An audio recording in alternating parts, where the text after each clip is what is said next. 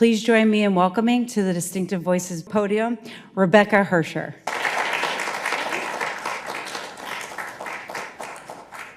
Hi, thank you so much for that lovely introduction.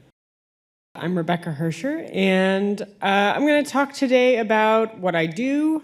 I'm going to talk a little bit about science journalism more broadly, about the landscape of climate change understanding among the American public and how that sort of plays into what I do as a journalist, and then also some tips for all of you here in the room and also watching online, should you cross paths with a journalist. So first, this is me. I'll tell you a little bit about what I do. National Public Radio, I hope that many of you listen. We are nonprofit media. We are not state-sponsored media. We are supported by our listeners and by philanthropies. And the way my job works is that I work for NPR in Washington, D.C. That's my home office. It's the headquarters building right near the Capitol. And I file stories on a range of topics related to climate change. I do radio stories. I do written stories for the website. I often find that people ask me, wait a second, I thought it was a radio station. How are you working with a photographer? My photographer took this picture of me. We do have a website, and so I write stories for the website, and then I also do podcasts, which is a growing part of what we do. NPR headquarters distributes content. It is a network, and there are member stations all over the country that carry our programming. So here in Southern California, you all have some of the best member stations in the country. KCRW, KPCC, KBBS are some of the strongest, big powerhouse stations. You have excellent local news delivered to you for free here through your local member stations, and you can hear my reporting on those stations. That's how the distribution works. Over the years, our audience has changed. There is a shift away from terrestrial radio, especially post-pandemic. People aren't commuting as much, and so our listenership has dropped somewhat on the radio, but it has increased significantly on podcasts, and a lot of people are listening to what used to be radio on their phones. And so people are still listening to this content. They're getting it delivered to them in new ways. Maybe you have a smart speaker. You say, hey, Alexa, what's the news? You will hear NPR if you ask that in a lot of cases. So we're still out there despite defunding from Congress and a host of other pressures that perhaps some of you will ask me questions about, and I'll do my best to answer. We're still going strong. And I wanted to include this map. These are all the NPR member stations. This map is a couple years old, so there might be a couple dots that have changed. And Guam is not on here. We do have a station in Guam. But as you can see, most Americans, it's 99% of Americans are within listening distance of a public radio station. And in some parts of the country, it is the only news source. Much of Alaska, many rural parts of the country do not have newspapers anymore. So we are the news source for Americans of all political backgrounds. So the first thing I wanted to talk about, given that, as a public media journalist and as a climate journalist, I think one of the main things that I think about is, who am I speaking to? Who is my audience?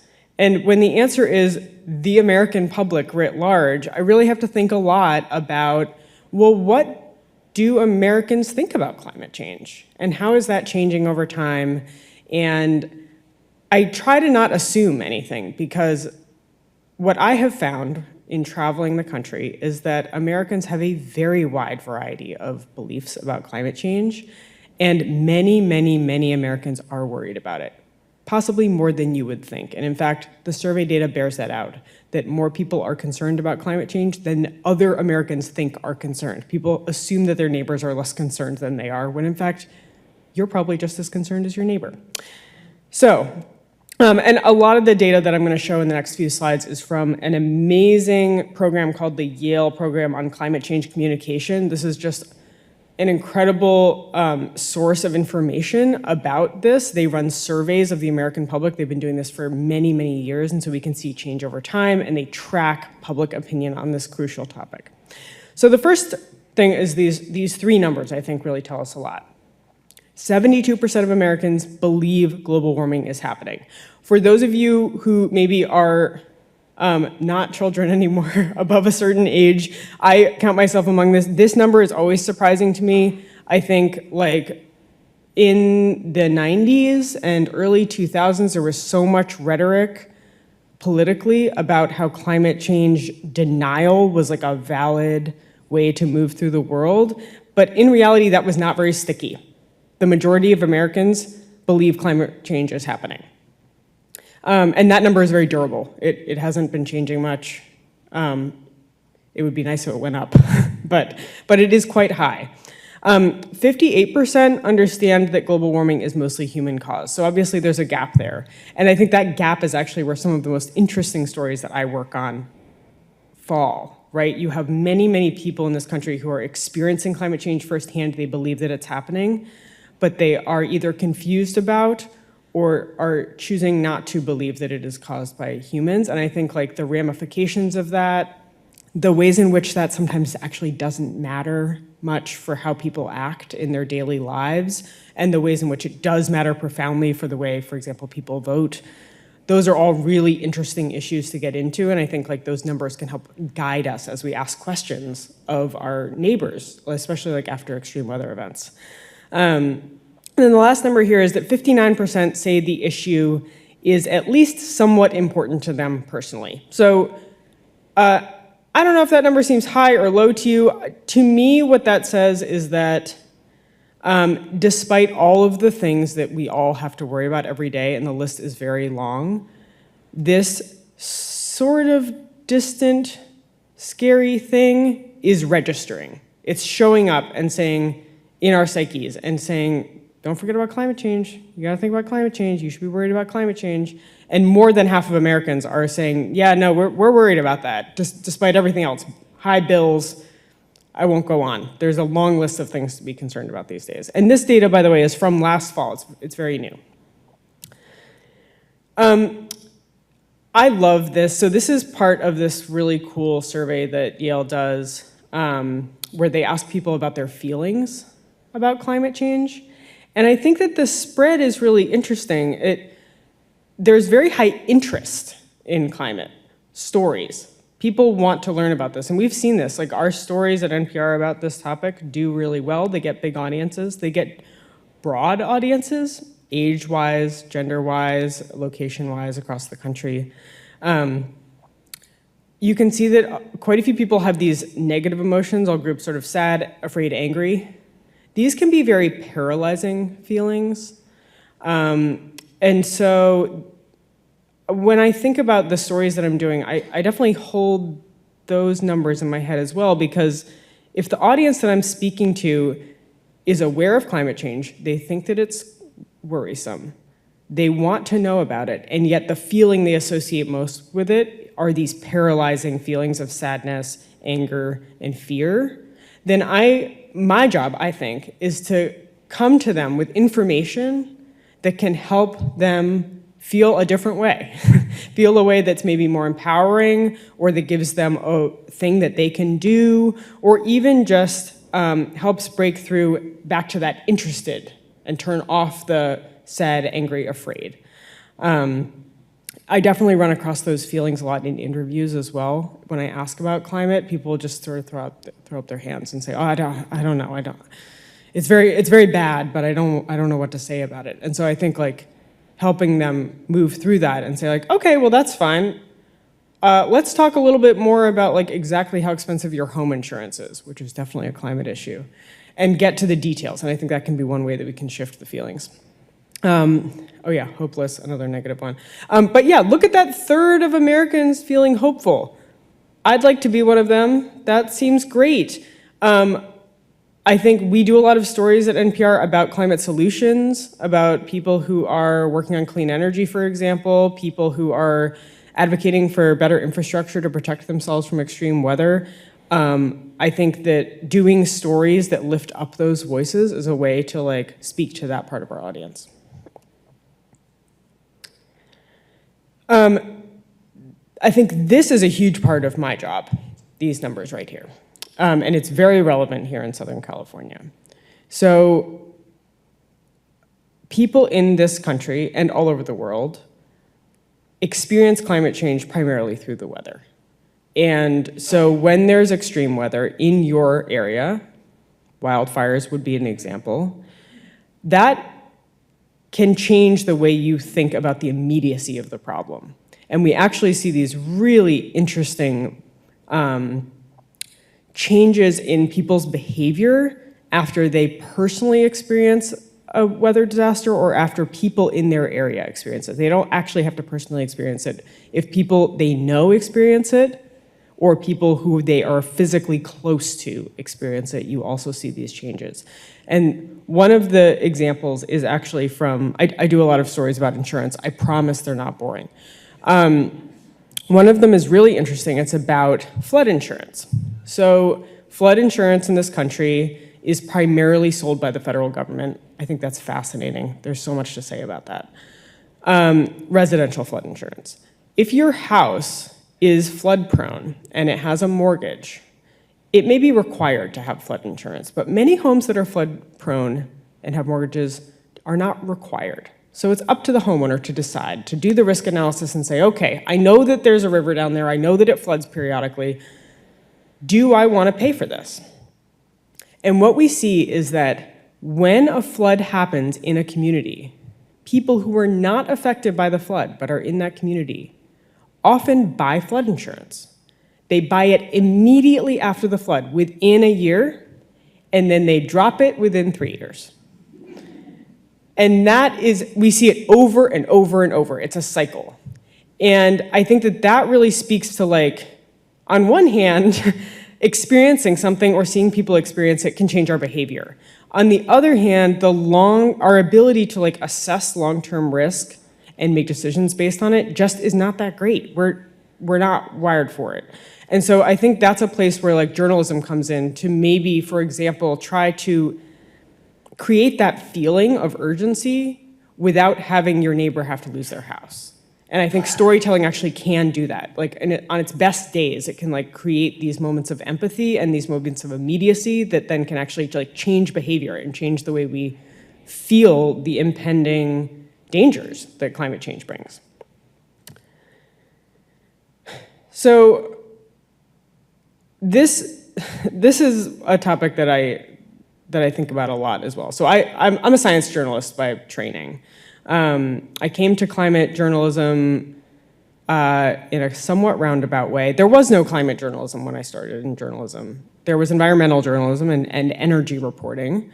And there was breaking news, which all weather reporting was considered to be breaking news. And then there was science reporting, which would include like atmospheric research, people who reported on climate denialism that often fell within politics. And then there were people who reported on the UN process for addressing climate change, international negotiations. And within all of that, there was swirling this climate denial soup, which was very, very prevalent and was international in scope, although it was mostly exported by the US. And so in every story that sort of mentioned climate change, there would be a mention as well of like how there was a scientific consensus. Any good story on climate change would mention the scientific consensus. I think climate journalism has shifted since then. And so you're not going to see that kind of sentence in a lot of climate stories anymore. I think it's assumed that we've come beyond that climate change is real, that scientists study it, and that if you talk to a climate scientist, they will tell you that the climate is changing. And it almost feels silly to say it. But what the data shows is that the general public is maybe lagging behind the press corps and the scientists themselves, and perhaps would benefit from being reminded that in fact there is scientific consensus on this. That this is not something that's still up for debate. And I actually see this still in our own newsroom from editors who, and this is not a knock on them at all, I work with many editors who cover non-scientific topics. Maybe they edit stories from a certain region of the world, or they edit political stories, or they work on state governments, things that where they might not be keeping up with climate and environment stories in particular. And they often ask me to add a line like this and say, oh, our readers may not know that, climate change is happening and scientists actually agree on that fact. And I'm like, oh, that seems a little silly. But this number is a good reminder that those editors are right, and that sometimes we have to not move so fast, I think, away from the public that we serve, and that saying the same thing over and over is not evidence that your story is boring. It's evidence that you're meeting your audience where they are. This photo has nothing to do with the content on this slide. I just wanted to show it. It's really cool. This is a scientist. In that way, it has to do with the content. This is a scientist in Greenland, on the Greenland ice sheet. This amazing video was taken by my colleague, Ryan Kellman. I work with him a lot. I actually was not there for this particular experiment that he witnessed. They're putting dye into the water. This is summertime on the Greenland ice sheet. And they use that to trace where the water goes. So from here, it goes down into the ice and the water is no longer visible. And then they can watch and see where it comes out. And it comes out in multiple places. And by doing that, they can map the melt. And they can better understand the dynamics of how this massive piece of ice is melting, particularly here this is at the margin of the ice sheet, relatively close to the edge. So, but I think it's gorgeous. It's gorgeous to see. Okay. So, let's talk a little bit about what climate journalism is. Because as I said, it didn't exist until relatively recently, and it may not exist again relatively soon at the rate that it's going. So, climate journalism, as practiced at NPR, includes a very wide range of things. It includes weather.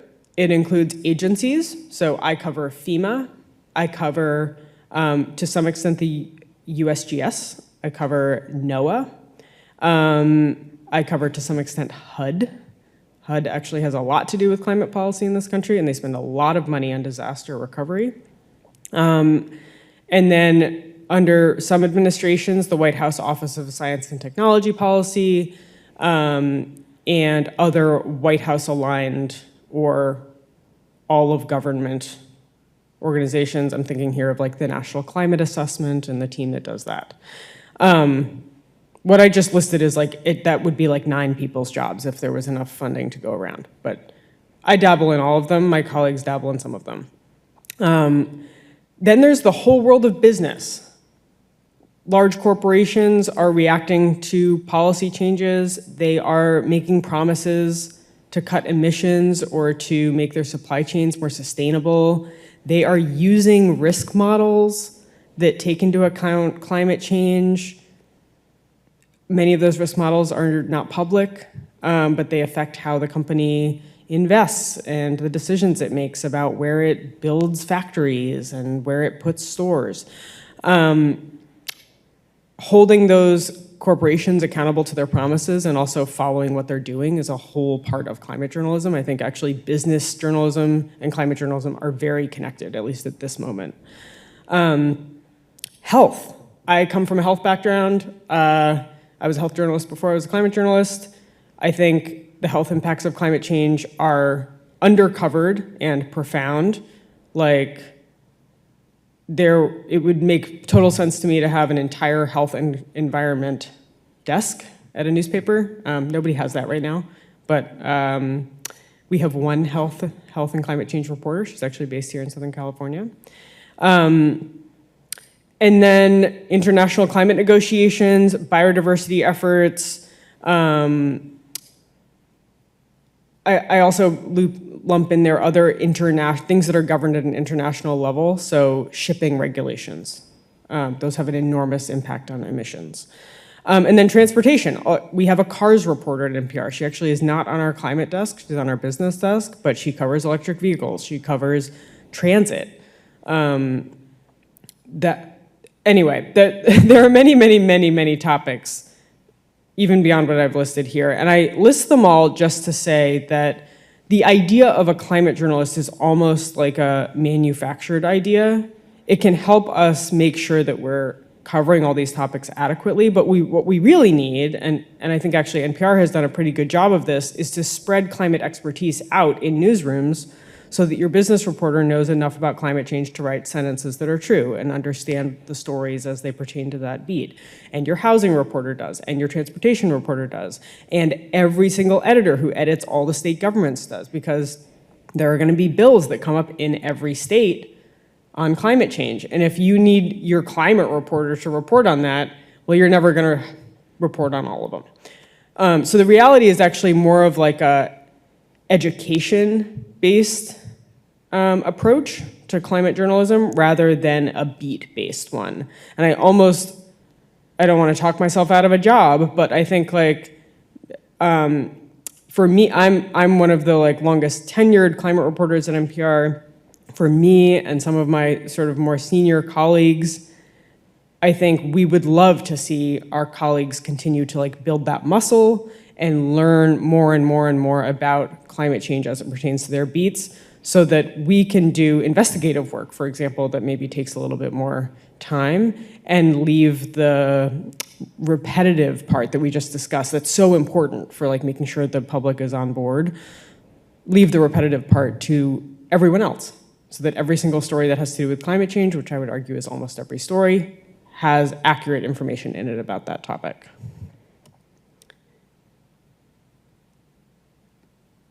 Hold on.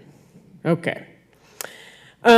So journalism, I do think, is particularly good at a few climate-related things. It's not good at everything, but it is really good at what we call explainers.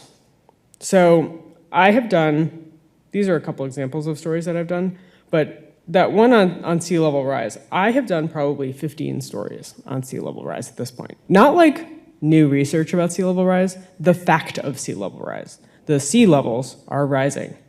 Here's how much, here's why. I think I could do that interview on NPR in my sleep at this point, and I will keep doing it forever as long as I'm employed, because that, I cannot tell you how much positive feedback and confused feedback we get every single time I do that story. It's a confusing topic. Sea levels are not like a bathtub. They rise at different rates in different places. Those rates, our understanding of those rates now and in the future is changing. People have so many questions, rightly, and there are so many different sources of official information. Just within the federal government, there are multiple sea level rise projections through 2050. So what is one to do if you want to know exactly how much the water is going to rise in your town? There's no single answer. So I think that's something journalism is really good at. It's actually something where the information comes from researchers, but where journalists are really the ones who should be doing the communicating. Because if the researchers were doing the communicating, it would be very disjointed. There would be, oh, I did this study, and I did this study, and this is the model that I use, and this is the model that I use, and it's 3 feet if you ask me, but it's 2.5 feet if you ask me, and what if we use a 2075 model, and what if the emissions are lower than we thought, and what if the emissions are higher than we thought? And that would be very confusing. So I think that is a good example of a place where, like, although it is definitely a scientific topic, it's journalists who you need journalists to do that kind of communication. Another one is attribution science. So this is another one where like this area has come a long way. Climate scientists are really good now for some types of disasters at pinpointing the degree to which the disaster was worse because of climate change. The ones that they're really good at are mostly heat waves and rain. So that would be like rainstorms and also rain during hurricanes. So when a scientist does a study like that, journalists have to step in and translate that to the public because the study itself is very hard to read. The stats in it are hard to read. But the public wants to know, and they want to know immediately. Like those stories, we do them for most major hurricanes. We do them for a lot of heat waves. We do them for some droughts. They do really well. A lot of people click on them. And again, we get a lot of sort of feedback through social media, people who are interested in that topic and want to know about it, which makes sense because going back to the data from the Yale survey, people know that extreme weather is caused by or exacerbated by climate change, and they want to know more about it. So that makes sense that we should do stories about individual weather disasters and their relationship to climate change. So that's an example of a place where like the story isn't sexy, but it's driven by the scientific data and it's driven by the audience data. Another thing that journalism is great at, holding power to account. This is a story that I did last year, and this is really a sign of the times. So this story was about efforts by the Trump administration to sunset NASA missions that measure carbon dioxide, prematurely sunset them. In one case, one of the satellites, there was a sort of nascent plan to deorbit it, which would have led to it burning up in the atmosphere, even though it still has many years of useful life left in it. And if it burns up, obviously you can't unflip that switch because it's gone. This reporting, so first of all, this screenshot is actually from Stephen Colbert's show. He excerpted it. I see other media outlets as like our partners in disseminating information. You can almost think of it as like a flow chart. Somebody got in touch with me anonymously from inside NASA, helped me understand what was going on. I then did my reporting, verified all the information I could, published this story. Got maybe 300,000 views on our website, and then radio is hard to quantify, but listeners beyond that. And then Stephen Colbert picked it up and got millions more. So if you think of that as a pipeline from like a concerned scientist inside NASA who's seeing something that seems erroneous to the American public, you sort of need like a bigger and bigger funnel to get all the way out, and the biggest funnel you can get is late night. But this is something that climate journalism is really good at, and it's something that we need. So at this particular moment, there are more stories than there are journalists to do about major programs being cut, efforts to undermine climate policy, efforts to cut personnel who do really important climate work within the government. So I see that as a really big part of my job. And then the last thing that I just want to point out, because I think sometimes it can feel like the line between the academy and journalists is quite hard. We operate on one side and they operate on the other. But I actually don't see it that way. And this is an example, this story here, of a real collaboration that I had with a social scientist. So back in 2017, I covered Hurricane Harvey. I was in Houston when that storm happened, and I stuck around for a couple weeks, and I ended up coming back many times. And I was really struck for that storm, by the inequities in recovery. So Houston is a very large, very diverse city. It's a very sprawling city, and the neighborhoods there are pockets of poorer people living next to pockets of much wealthier people, right next to each other. And they experienced very similar weather, very similar flood conditions. And so it was almost like a natural experiment about, well, okay, in theory, you all experienced the same storm, you all have sort of similar homes, like, what's gonna happen? And the reality was that the people who had more wealth to begin with did much better, recovered more quickly.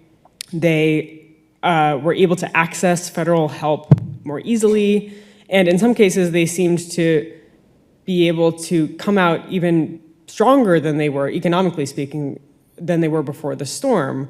Whereas people who started with less wealth, it was the opposite of all of those trends. And so I was interviewing people, I was talking to people, I was collecting all this tape, I was sort of going through my tape, and I was like, this is really stark. I don't understand what I'm seeing. Maybe it's a Houston thing, maybe it's this storm thing. And so I started talking to sociologists, and I ended up talking to this pair of sociologists who at the time had unpublished research that really showed, using nationwide data and federal data, that this was not anecdotal, this was not Harvey specific, this was a major trend. And so I worked with them to, over the course of about a year, which is slow for me and fast for them, to adapt their research. By then it had been accepted, it was being peer reviewed. We adapted one of the tables in their paper. We made it for our website. That's what the screenshot you can see here, where people could toggle and they could sort of look for different demographics and different amount of damage. And then we used that, not exclusively, but as part of an investigation into showing how this trend unfolds. And then that actually led into a multi-year investigation that involved FOIAs and government documents and sort of piecing together federal data with internal FEMA data to show that not only was this trend happening, but that FEMA knew about it, and that they were, in fact, under one administration not trying to fix it, and then under the next administration trying to fix it, all while telling us that it wasn't a thing, it wasn't happening, we didn't need to worry about it. And that was really fruitful, and I think it's like an example of how experts actually can be like partners to journalists and vice versa in educating the public about like the lived experience that people are having with climate effects. Okay, so I just want to run through a few things, especially in the times that we find ourselves in. Some of you listening are probably researchers or doctors. You have areas of expertise that are hard won, and you may find that you are an expert for a journalist. You may want to reach out to a journalist may reach out to you. But even if you're not somebody who has a title and a doctor before your name, you may find that you are an important source for a journalist. You may have an experience that you think the public should know about. Maybe you are an intern at a federal agency. Maybe you have an interaction with, I don't know, a medical system or a bill in your life that doesn't seem right or that's stressing you out. Maybe you want to reach out to a journalist or a journalist wants to reach out to you about your lived experience. And so as your friendly journalist, I always want to give some tips for how to have that interaction, because talking to a journalist can be kind of scary, and especially because the internet is forever, and journalists really prefer that you use your real name if you can. You really want to think about it before you talk to a journalist, and you want to be prepared. So, the first thing is to ask about the premise of the person's story. And I'm literally just giving you things that you can say, because this is not a one-way street, it's a two-way street. So you can say, I'm curious, what's the general angle of your story? Because the journalist is not an expert, and they may have an angle that you think is wrong, and it's your right to ask them, what is your angle? And they can say, well, I'm doing a story about how medical bills are really getting cheaper in this part of the country. And you can say, really? Not my experience. And that's useful information for them, but they can't have that interaction with you if you defer to them. So always ask the journalist, what's the story about? What's the premise? Volunteer contextual information. So tell them what to ask you. If they're asking you questions and you're like, this is kind of a weird interview. I thought we were going to be talking about frogs, but then they came in here and started talking about lizards, and I do know a little bit about lizards, but frogs are really what's most interesting in this context. Stop the interview. Tell them, well, hold on a second. I really think you should ask me about frogs. And then they'll say, oh, really? Why? And you can tell them. You can, if that feels a little uncomfortable, you can do a more artful, they ask you a question and you sort of answer it, and then you say, but another thing I think you should know is this other thing. And then this third one is really important. quiz them. And this is mostly for those of you who are scientists or doctors. If the journalist doesn't appear to know something basic about the topic that you are being interviewed about, teach them. This is how good, because especially if you're being interviewed by somebody who is not trained as a science journalist, they may be confused and too worried or ashamed or nervous. They don't want to look stupid. Imagine all the students you've ever taught. So help them cut through that. And if the interview feels like, this person isn't, I wouldn't want this person writing about a topic that I'm an expert on, then like, help them be better at it. I think sometimes journalists want to appear as experts, especially if we've been doing it for a while, but we're not.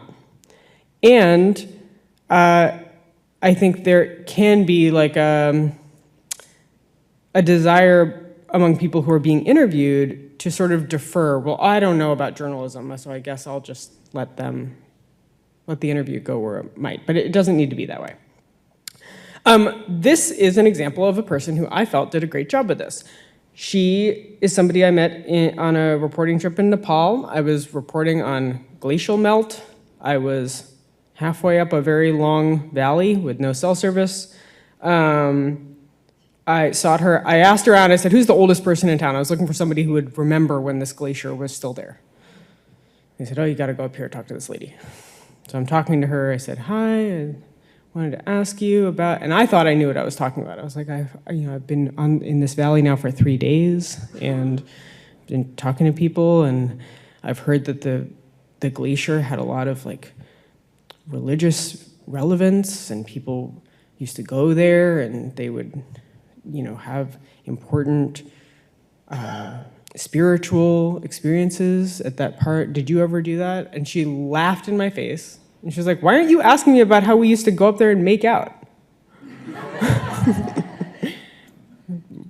Okay, would you like to tell me about that? And yeah, she told me about how when she was a young woman, they used to go up to the glacier and there was this really nice little patch of grass in the summer and they would like hang out there and they'd have picnics and it would be a nice place to go if you were, with a lover. And this was not something I knew to ask about, but she didn't even hesitate because none of the sort of norms of like expert and journalist were known to her or to me in this interaction. And so she could just say like, don't talk to me about that, talk to me about this. So we can all be more like Nima Sherpa.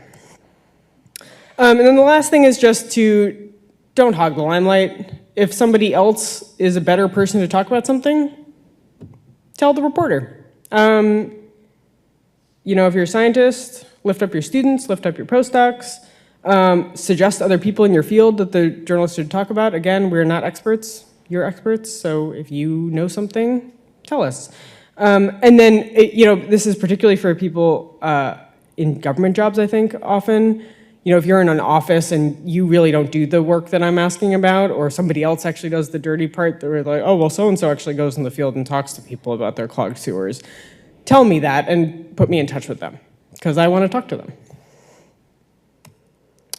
All right. That's the end of my talk. I would love to answer your questions.